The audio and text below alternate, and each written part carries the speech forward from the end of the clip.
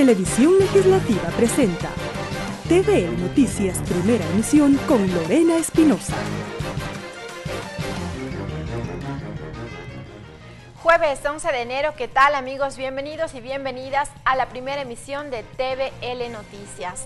Hoy tendremos en nuestro segmento de entrevistas, el tema que se centrará hoy será la consulta popular y referéndum del próximo 4 de febrero. Para ello estará con nosotros la consejera Luz Haro, consejera del Consejo Nacional Electoral. Con ella, como ya lo dijimos, dialogaremos sobre la consulta popular y referéndum del próximo 4 de febrero.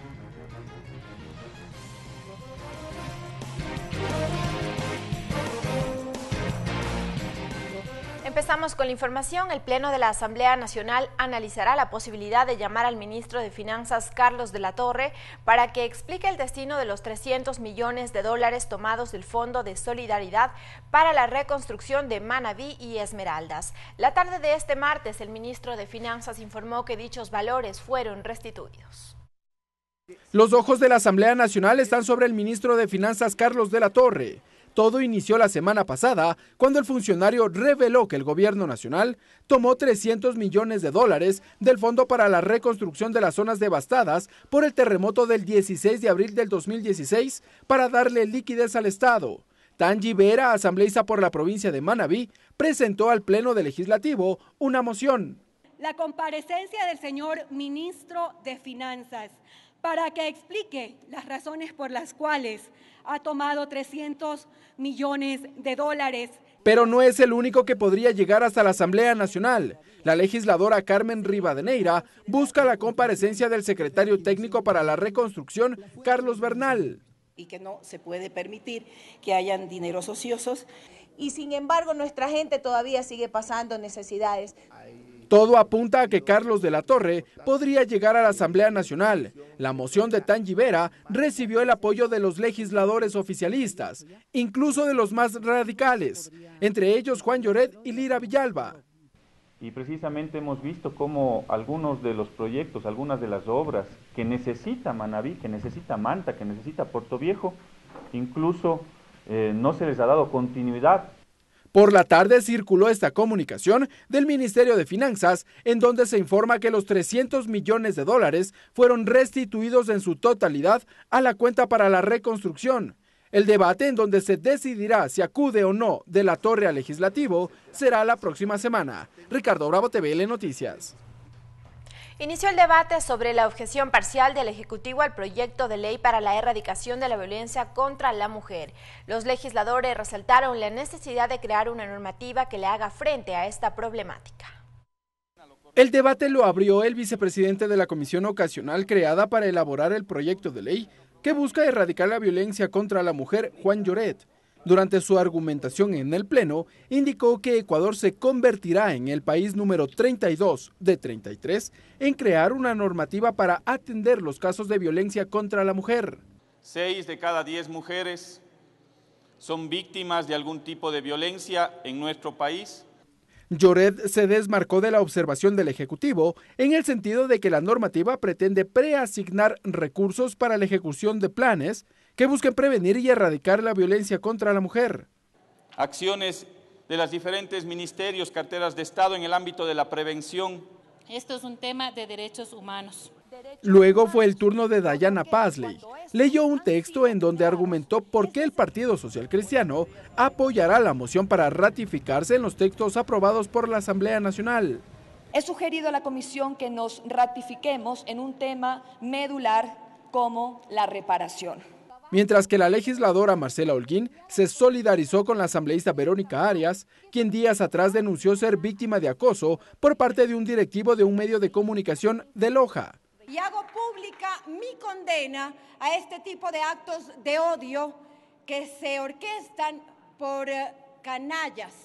Tras el debate, el segundo vicepresidente de la Asamblea, Carlos Berman, suspendió la sesión para el próximo martes 16 de enero. Una vez que el documento sea aprobado, pasará al registro oficial y se convertirá en ley de la República. Ricardo Bravo, TVL Noticias.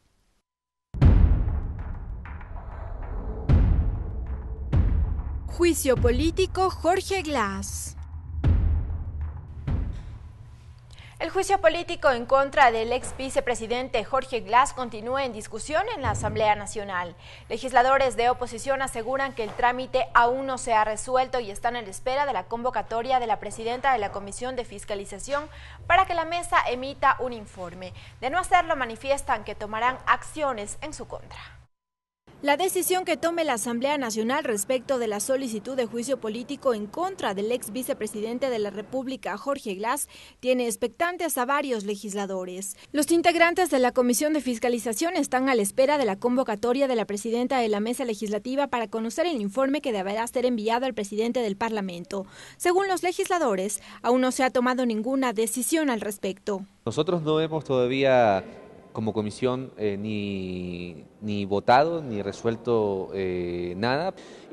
Y no puede bajo ningún punto de vista, arrogándose funciones, arrogándose atribuciones, la presidenta de la comisión decir de que ya no existe juicio político. La preocupación radica en el procedimiento que debe seguir el órgano parlamentario. Según la Ley Orgánica de la Función Legislativa, luego de recibir las pruebas de cargo y de descargo, en el plazo de 5 días se deberá remitir un informe al presidente del Parlamento para conocimiento del Pleno. El plazo vencería este viernes 12 de enero. Si no resuelve, indudablemente se entendería que la Comisión de Fiscalización decidió no pasar al Pleno y se debería al interior de la comisión esperar que se adopten las resoluciones contra quienes no permite que se decida. El pasado 7 de enero, la presidenta de la comisión, María José Carrión, señaló que la mesa no tiene la facultad de continuar con el juicio político en contra de Glass, luego que la Asamblea designó una nueva vicepresidenta. Desde la oposición se anuncia que tomarán acciones al respecto si no se efectúa una convocatoria. Nosotros sabremos tomar las correspondientes acciones dentro de la ley por esa irresponsabilidad. Durante la sesión plenaria número 494, el asambleísta Homero Castañer solicitó que se incorpore en el orden del día de la sesión una propuesta para que el Pleno conozca el informe de la comisión. Sin embargo, esta fue negada. Lorena Espinosa, TVL Noticias. Y cambiamos de tema. Mediante decreto ejecutivo número 277, el presidente de la República, Lenín Moreno, encargó a Adrián Sandoya Unamuno el Ministerio de Desarrollo Urbano y Vivienda, Midubi, en reemplazo de María Alejandra Vicuña, quien el pasado sábado fue posesionada como nueva vicepresidenta de la República. En el documento también se acepta la renuncia de Vicuña, misma que fue presentada el pasado 8 de enero, y agradece sus funciones realizadas en el cargo desde el 24 de mayo de 2017. Sandoya, quien se desempeñaba como coordinador general de planificación y gestión estratégica del Midubi, es máster en Finanzas y Economía Empresarial de la Universidad Católica Santiago de Guayaquil. Ha sido subdirector cantonal del Instituto Ecuatoriano de Seguridad Social IES en Guayaquil, gerente del Hospital Teodoro Maldonado Carbo, director de planificación de la Agencia Nacional de Regulación, Control y Vigilancia Sanitaria ARCSA, coordinador financiero en el Instituto Nacional de Riego Cuenca del Río Guayas, entre otros cargos en el sector público.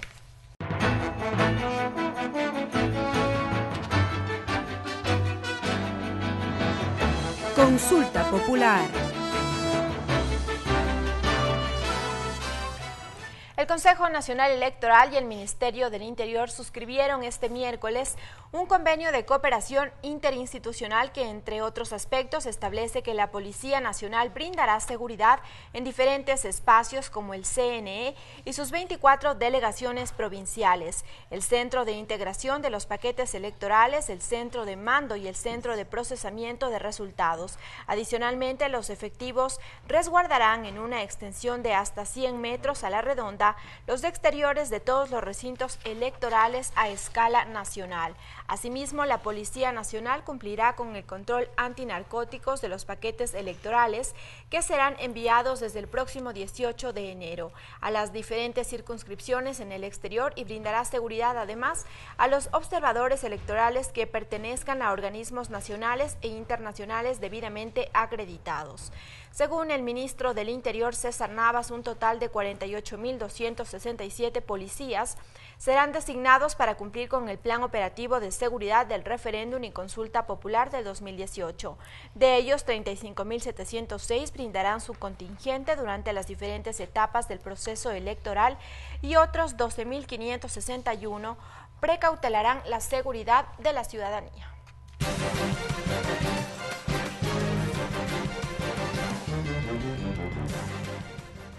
Y precisamente para centrarnos en la consulta popular y referéndum del próximo 4 de febrero, y está en nuestros estudios la consejera Luz Haro, como siempre. Bienvenida a la televisión legislativa. Muchísimas gracias, muy buenos días, Alejandra. Gracias por la invitación. Lorena, perdón, por la invitación para poder hablar precisamente del momento que estamos viviendo de cara al referéndum y consulta popular. Así es, precisamente está en marcha el calendario electoral, son algunas acciones que se han venido realizando hasta llegar al 4 de febrero. Arranquemos un poquito con los procesos que ya están en marcha. Explíquenos a profundidad el convenio que se firmó ayer entre el Ministerio del Interior y el CNE para brindar seguridad. Estamos ahora ya a 24 días del calendario regresivo electoral, precisamente como estamos hablando del referéndum y consulta popular, y en este proyecto, en este proceso, hemos tenido que cumplir día tras día las fechas que estuvieron previstas en el calendario regresivo electoral. El día de ayer hemos tenido efectivamente la firma del convenio con el señor ministro, quien concurriera al Pleno del Consejo Nacional Electoral, y también la máxima autoridad de la Policía Nacional, ya que ellos, a la par que son parte de la seguridad de todo lo que tiene que ver con el proceso electoral, la mayor parte desde la parte externa, pero también todo el traslado y movimiento, así como también hay lugares como Sarayaku que entran únicamente los señores policías. Y de la misma manera también ellos tienen el voto facultativo, ¿no? Así es. Leíamos el documento del convenio y decía que ellos realizarán operativos de seguridad sobre las alertas de sanciones. Sí. ¿En qué consiste esto? ¿Cuáles son las sanciones? ¿Desde cuándo estarán realizando el operativo o será únicamente el día del plebiscito?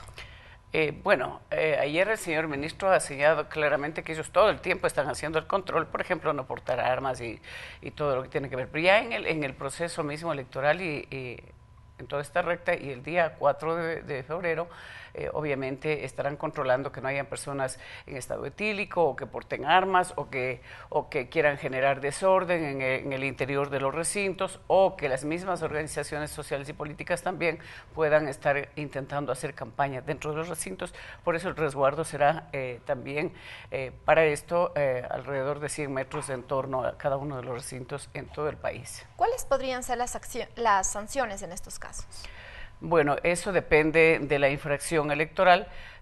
Van a pasarles algunas boletas para ir deteniendo cualquier intento que hubiera. Esperamos de que eso no suceda y que más bien esto sea una fiesta cívico-democrática que la ciudadanía merece también, precisamente permanecer y mantener el orden público, el orden ciudadano, para que las cosas fluyan de la mejor manera, ya que es un momento histórico para la patria. También avanza ya la impresión de las papeletas electorales y los documentos electorales. En este sentido, coméntenos un poquito de estos documentos. Sí, efectivamente, hasta ayer en la noche he recibido el reporte de que ya tenemos al 100% tanto de papeletas como del material electoral, que el IGM ha complementado ya toda la impresión de todo lo que tiene que ver con sobre todo las papeletas, que nos faltaba un 2%. El día de ayer ya se complementó. Ya está concluido. Y tenemos el 100% de papeletas y material electoral. Luego ese material será también con la custodia debida trasladada a Semiexpo para poder ser armados todos los kits electorales, previamente a que el día 18, como usted bien lo ha mencionado, estaremos enviando los primeros paquetes electorales a las juntas del exterior, por ser las más distantes, obviamente, y en segunda prioridad para las provincias amazónicas, precisamente también por el tema de distancias y de tiempos. Y en ese orden, de acuerdo a la situación geográfica dentro del país y en el día 1 y 2 estaríamos entregando en los recintos de acá de la provincia de Pichincha. El envío de los kits electorales también cuenta con seguridad. Tengo entendido que tiene un chip por Así cada es. kit y también están vigilados por cámaras del ECO 911. Efectivamente. Tenemos la mesa de seguridad que se instaló el día 2 precisamente de enero en la ciudad de Guayaquil a nivel nacional, a la par de que también en cada una de las provincias se ha ido ya teniendo reuniones de trabajo. Hay 13 instituciones comprometidas en esto porque hay que verle como ese compromiso, esa corresponsabilidad ciudadana para garantizar de que todo fluya de la mejor manera. Y allí está el Ejército, está la Policía, está la Cruz Roja, está el Ministerio del Interior, el Ministerio de Educación y varios ministerios, son 13 los que están involucrados, es decir, es un trabajo en equipo. Yo creo que ninguno nos podemos quedar fuera, ¿no? Y también se ha hecho localmente reuniones también con las autoridades cantonales y provinciales para que se sumen a contribuir, digamos, ya sea de una u otra manera, para que se lleve a cabo un proceso claro, seguro, transparente, ya que el Consejo Electoral es el conductor, sí, del proceso electoral, pero también no podemos avanzar solos y la patria requiere del servicio de todos y de todas. Por eso es que se está trabajando con las distintas instituciones. Para el día 13 de febrero, que contaremos con 13.026.000 votantes, sean hombres y mujeres, entonces esperamos de que todo fluya de la mejor manera. Tenemos también, perdón. Siga. No se preocupe. Tenemos del Ejército y Policía casi 100.000 personas que estarán sufragando también en los distintos recintos, como tenemos también el voto de los privados de libertad que empezaremos el día 1 de febrero y el voto en casa el día 2 de febrero hasta llegar al 4, no sin antes haber pasado también por los simulacros del día 21 de enero, simulacros nacionales, y del día 2 de febrero con el voto en casa. Podemos ver ahí que ha traído una muestra de cómo será la papeleta para los comicios del 4 de febrero. Ahí podemos explicar, es una sola papeleta que consta las 7 preguntas. Sí, efectivamente. En el anverso es y en tamaño, el reverso, tal cual. los anexos, Sí, ¿verdad? Así va a ser la papeleta. Esta es la papeleta, aquí tiene las 5 preguntas de referéndum y las 2 de consulta, y de la misma manera, en la parte posterior, tenemos todos los anexos que concierne a cada una de las preguntas. Por eso es que el Consejo Electoral está trabajando con campañas institucionales para poder dar a conocer también, apoyar para que haya, ojalá, la claridad en la ciudadanía, a la par que también el Instituto de la Democracia tiene que trabajar, que es parte del Consejo Electoral, con las organizaciones sociales y políticas. Hablando de estas, que ustedes saben que están 16 organizaciones políticas inscritas, que están debidamente habilitadas, y 24 organizaciones sociales que estarán siendo parte de este momento histórico. Creo que nunca antes ha habido tantas organizaciones políticas interesadas en contribuir al referéndum y consulta popular. Son 40 en total, de las cuales 4 han optado por el no y 36 están optando por el sí. Ahora coméntenos, ayer a las 7 de la noche hubo una sesión ordinaria de pleno en el Consejo Nacional Electoral, en donde se trataron, entre otros temas, reformas al reglamento sobre las personas naturales y jurídicas que realicen pronósticos electorales. Sobre la experiencia de los comicios pasados, ¿qué medidas se tomaron?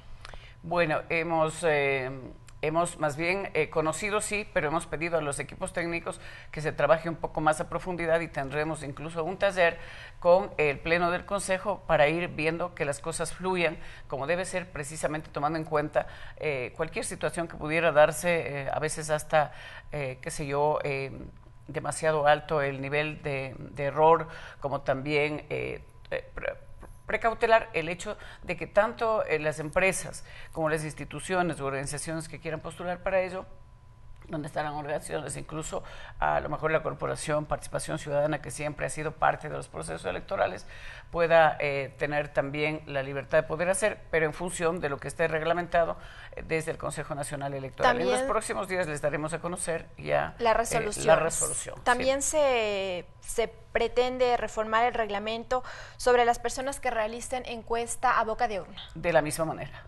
Sí, de la misma manera, los dos han pasado por conocimiento, pero se ha pedido a los equipos técnicos que se tenga más precauciones con el fin de precautelar la paz y la tranquilidad ciudadana. Continúa también la notificación a las personas que han sido seleccionadas como integrantes de las juntas receptoras del voto y también las capacitaciones. Sí, efectivamente estamos trabajando en las 24 provincias, desde Pichincha hasta Galápagos, en todas, y también en las juntas de la Junta del Exterior, para que se pueda tener tenemos las capacitaciones, pero también las notificaciones a los miembros de las juntas receptoras del voto, quienes serán los protagonistas del día 4 de febrero en cada uno de los recintos, y sí quisiéramos desde ya hacer un llamado para que concurran a los lugares que están siendo convocados para las capacitaciones, pero a la par que también concurren a esos para garantizar el buen desempeño el día 4 de febrero en toda la jornada electoral. También tienen una retroalimentación, ojo, no es la capacitación, sino una retroalimentación a través de la página web del Consejo Nacional Electoral. Y también hay sanciones para aquellos que no acudan a ejercer su obligación el día del plebiscito. Sí, creemos que no hará falta, pero sin embargo, aquellas mujeres o hombres que estuvieran seleccionados tanto de las universidades como también profesionales del sector público, privado, bachilleres o líderes o lideresas de las partes rurales, de las zonas rurales, tendrían sí una sanción del 15% del salario básico por no concurrir a la Junta Receptora del Voto y un 10% de este mismo salario en el caso de no concurrir a votar, porque ustedes, la ciudadanía sabe que tenemos un voto facultativo y hay un voto obligatorio, facultativo entre 16 y 18 años, y concurrirán hasta aquellas jóvenes que cumplan años hasta el día 4 de febrero, está ya considerado en el padrón electoral, así que deberán concurrir con ese voto facultativo. Pero para quienes ya han cumplido los 18 años, porque habrán jóvenes que la vez pasada tenían voto facultativo y hoy ya tienen voto obligatorio, entonces deben concurrir entre los 18 y 65 años, que es el voto obligatorio. En el Ecuador tenemos las dos modalidades y eso permite que vaya la gente de una u otra manera también a expresar su compromiso, su sentir en las urnas a través del voto que lo depositan precisamente en cada una de las urnas a lo largo y ancho de la patria y en las juntas del exterior. Bien, muchísimas gracias a la consejera Luzaro, como siempre, bienvenida a la televisión legislativa. Muchísimas gracias, muy gentil, y también animarles a que el Fondo de Promoción Electoral sea muy bien, digamos, invertido, ya que le corresponde 1.900.000 para la opción del sí y para la opción del no, y que con eso tendrán que también cubrir en 4 modalidades, digamos, ya sea la difusión, la promoción electoral en televisión, radio, prensa escrita y vallas publicitarias, y todo lo que esté fuera de las 40 organizaciones no está permitido, porque solamente únicamente las 40 podrán hacer su promoción a través de estos 4 medios. Bien, muchísimas gracias, amigos. Nosotros nos vamos a una pausa, pero enseguida continuamos con más información.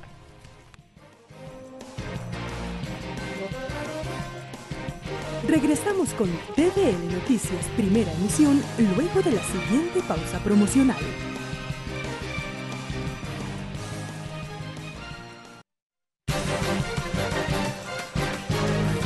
Continuamos con TVL Noticias, primera emisión. Gracias por seguir en nuestra sintonía. La Comisión Ocasional AMPETRA empezó con el análisis de los 3 informes de gestión de este órgano. El primero corresponde al proceso de fiscalización a las autoridades que comparecieron ante esta mesa legislativa. El segundo tiene que ver con las propuestas de reformas a leyes como la de educación superior, Código Integral Penal y de Servicio Público. Mientras que el tercer informe hace referencia a la gestión propiamente de este órgano parlamentario que inició su trabajo en agosto de 2017. El asambleísta Juan Cárdenas es integrante de esta comisión. Estamos ya en la etapa culminante de un trabajo que ha convocado a diferentes actores de la sociedad, a los ministerios involucrados en el quehacer educativo, normativo, juzgatorio, en fin. Pero lo más importante es que nos hemos llenado de ponderación para convertirle a esta Comisión Ocasional AMPETRA en un escenario para una profunda reflexión. En el Ecuador, para vergüenza de la sociedad, hay violaciones, niños, niñas y adolescentes en las entidades educativas. Este es un hecho innegable. necesitamos sancionar, necesitamos normativa más severa, pero al mismo tiempo necesitamos construir una sociedad culturalmente más sobria, más severa, para cuidar esto que para nosotros es el tesoro más preciado, los niños, las niñas y los adolescentes. La asambleísta Norma Vallejo presentó un proyecto de ley para prevenir y proteger a los niños y niñas y adolescentes de delitos contra la integridad sexual en entidades educativas. A través de esta iniciativa se busca que no prescriban estos hechos. Un proyecto de ley para reformar la Ley de Servicio Público, la Ley Orgánica de Educación Intercultural y Superior y el Código del Trabajo es la propuesta planteada por la asambleísta Norma Vallejo para que los delitos contra la integridad sexual de niños, niñas y adolescentes no prescriban. Porque estamos preocupados de que cuando ya hay un trámite de visto bueno o un trámite de sumario administrativo, por los tiempos que están en estas leyes, se prescriben y definitivamente queda en la impunidad de estos delitos. Las reformas nacen a partir de que la legisladora evidenció varias irregularidades en la ejecución de la LOEI, como por ejemplo el ámbito en donde se producen los delitos, el tratamiento de las personas que comportan un riesgo, las condiciones que favorecen la impunidad y la regulación de las instituciones educativas particulares. Sean previamente, tengan una evaluación psicológica con el fin de determinar que no haya el momento que ya adquieran su profesión y entren a desarrollar estas profesiones. Por su parte, Karina Arteaga, quien es parte de la Comisión AMPETRE y que analizan estos casos de delitos sexuales a menores de edad, manifestó que también se evaluará de manera integral a los maestros, personal administrativo y operativo que deseen trabajar en las entidades que tengan a su cargo alumnos. Tenemos la posibilidad de poder controlar dentro de los requisitos que se necesitan presentar si no tienen ningún tema con la justicia en base a los delitos sexuales. La asambleísta Vallejo indicó además que solicitará que dentro del Código Integral Penal las personas denunciantes de dichos casos sean parte del programa de protección a víctimas, testigos y demás intervinientes en procesos penales. Protegidos, porque de lo contrario quedan en vulnerables, ¿no es cierto?, para amenazas y muchas otras cosas. Cabe mencionar que desde el 2015 hasta la fecha se han registrado 4.854 denuncias sobre este tipo de delitos contra menores y que de ellos 714 se presentaron en planteles. María Fernanda Medina, TVL Noticias. Varios actores de organizaciones sociales fueron recibidos en la Comisión General por la Mesa de los Derechos de los Trabajadores para presentar observaciones al proyecto de reformas a la Ley de Seguridad Social. Asimismo, la presidenta de la mesa, Liliana Durán, anunció que enviarán a la comisión los estudios actuariales del Instituto Ecuatoriano de Seguridad Social, IES. En el marco del tratamiento del proyecto de reformas a la Ley de Seguridad Social presentado por el presidente de la República, Lenín Moreno, la Comisión de los Derechos de los Trabajadores recibió los criterios de representantes del Seguro Social Campesino. Rómulo Quimís, presidente de la Confederación Nacional del Seguro Social Campesino del Ecuador, presentó requerimientos de este sector en cuanto a desarrollo comunitario y saneamiento ambiental, nivel administrativo, servicios de salud, infraestructura, medicinas, entre otras. Y que eso puede fortalecer al desarrollo comunitario que ahora también se trata de impulsar en el Seguro Social Campesino. Víter Boyanes, coordinador del Frente de Defensa del Seguro Campesino, solicitó que a través de la comisión se exija un informe de los 2 últimos años sobre el presupuesto que tiene asignado el Seguro Social Campesino. El 2016 fue de 336 millones.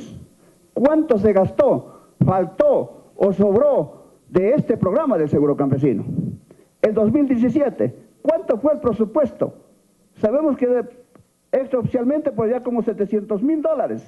Pedro Pachana, presidente de la Confederación Nacional del Seguro Social Campesino, insistió en que el incremento de las pensiones jubilares deben darse de forma retroactiva una vez que sea aprobada la reforma. Así sea que se apruebe en el mes de febrero o en el siguiente mes, planteamos que por haber sido presentado el año anterior y haber manifestado eso, que sea de forma retroactiva y que se pague a partir de este mes de enero. Asimismo, la presidenta de la mesa, Liliana Durán, anunció que a la comisión llegaron los estudios actuariales del Instituto Ecuatoriano de Seguridad Social, IES, para continuar con el tratamiento de este proyecto de reformas. Ingresó alrededor de la medianoche, ingresó los informes actuariales esta madrugada.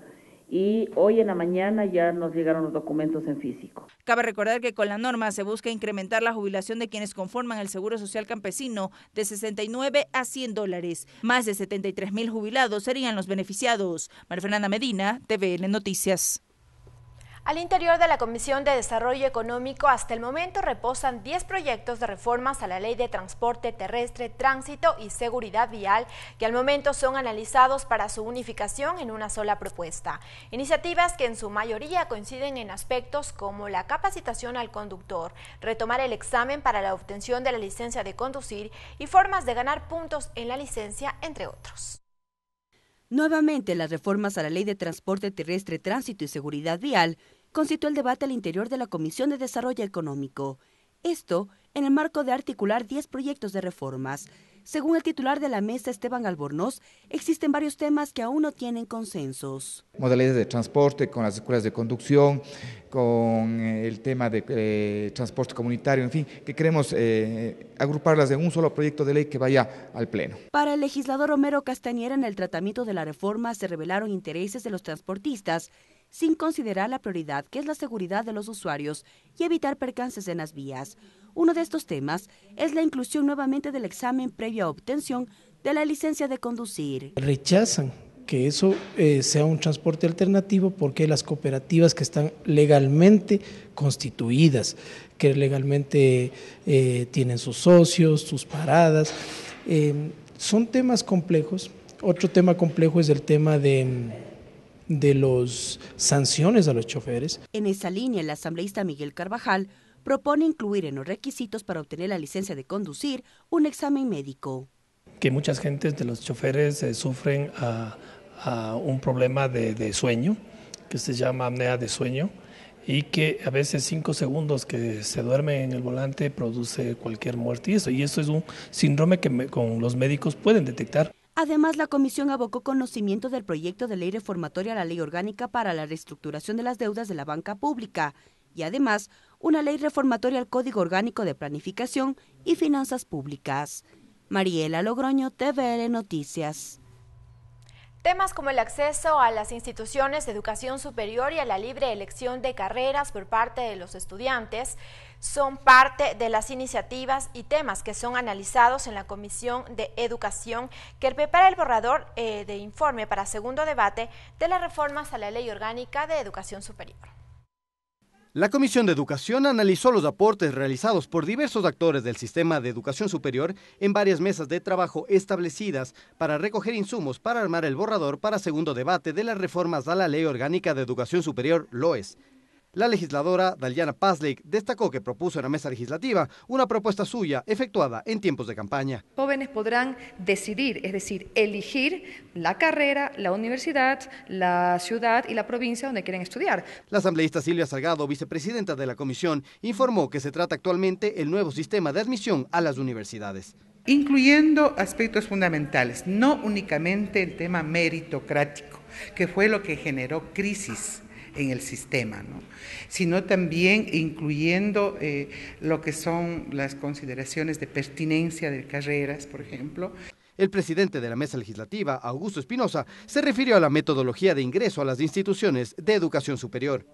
Competencias y conocimientos, o sea, las dos cosas, no solo conocimientos, en función de la carrera, pero es una metodología nacional única, porque no puede haber divergencia entre las distintas universidades. La asambleísta Pazlik dio a conocer para cuándo podría estar listo el informe para segundo debate en el Pleno de la Asamblea Nacional. Estaba previsto para el 8 de enero, se ha pedido una prórroga y creo que los jóvenes merecen estas reformas ya. Tenemos 8 meses en esto. La legisladora Silvia Salgado precisó que es responsabilidad del Gobierno Nacional la entrega de recursos necesarios para las universidades públicas en relación al aumento de cupos estudiantiles. Karel Sack, TVL Noticias. Es momento de una pausa, pero enseguida continuamos con más información. Regresamos con TVL Noticias, primera emisión, luego de la siguiente pausa promocional.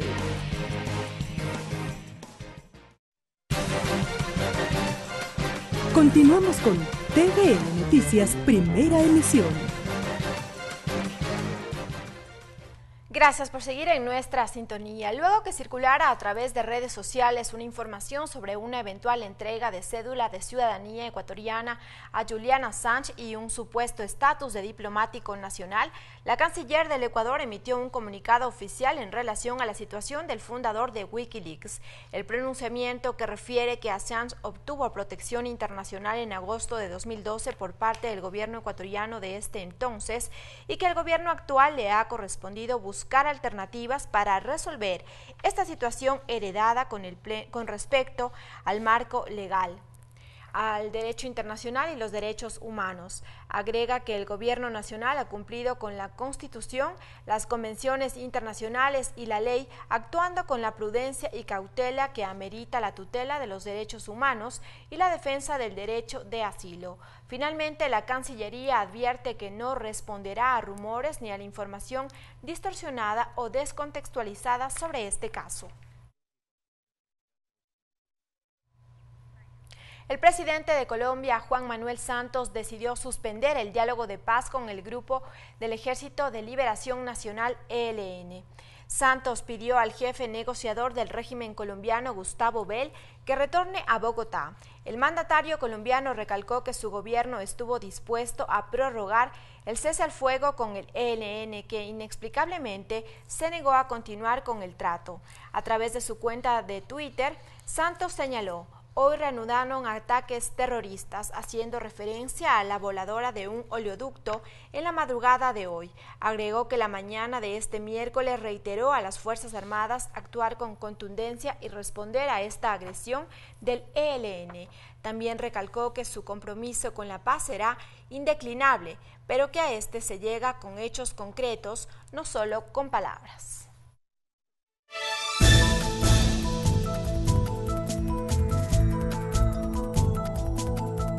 Servicio Integrado de Seguridad ECU 911. El Servicio Integrado de Seguridad ECU 911 compartió con nosotros un video más sobre lo que capturó una de sus cámaras. Esta vez fue un incendio forestal en Quito, que con la colaboración de la ciudadanía, el Cuerpo de Bomberos y el Sistema Integrado de Seguridad se pudo controlar a tiempo y evitar mayores daños. Agradecemos al ECU 911 por compartir este material. Veamos.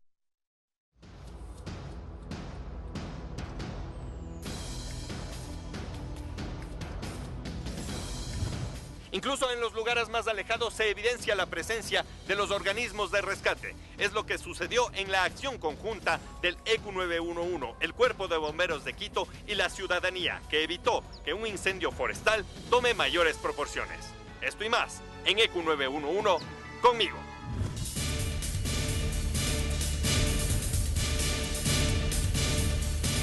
A las 6:10 comenzó la primera columna de humo aquí en el Monte de Atacazo.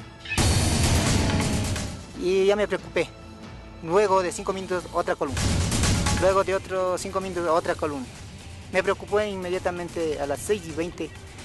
Le llamé a ECU 911 haciendo saber que hay un incendio forestal y necesitamos un apoyo al sector Atacazo. Dada la distancia de este punto en el Cerro Atacazo, se activó el helicóptero del Cuerpo de Bomberos para que pudiera trasladar el contingente que iba a combatir este incendio.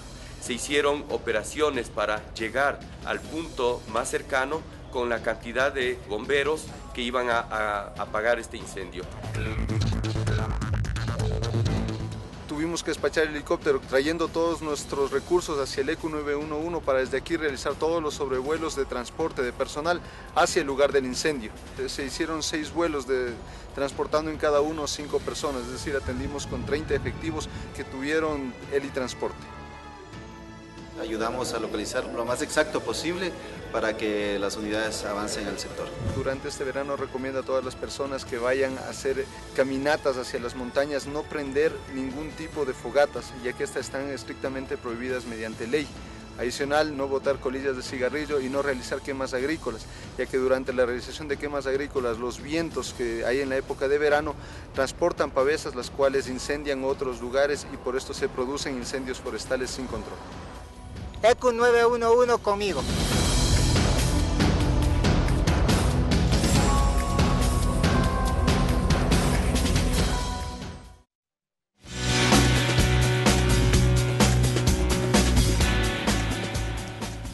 ahora revisamos las actividades propuestas para este jueves 11 de enero. A las 9:45 está prevista la sesión número 495 en el Pleno de la Asamblea con el siguiente orden del día.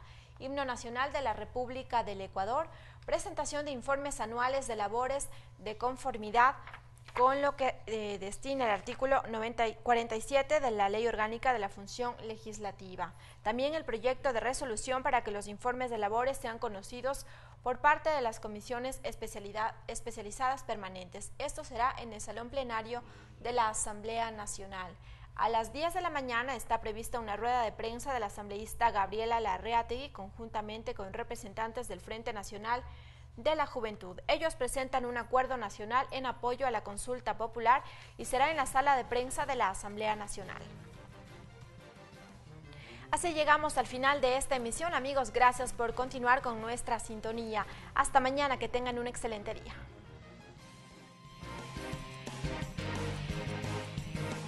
Televisión Legislativa presentó TVL Noticias, primera emisión.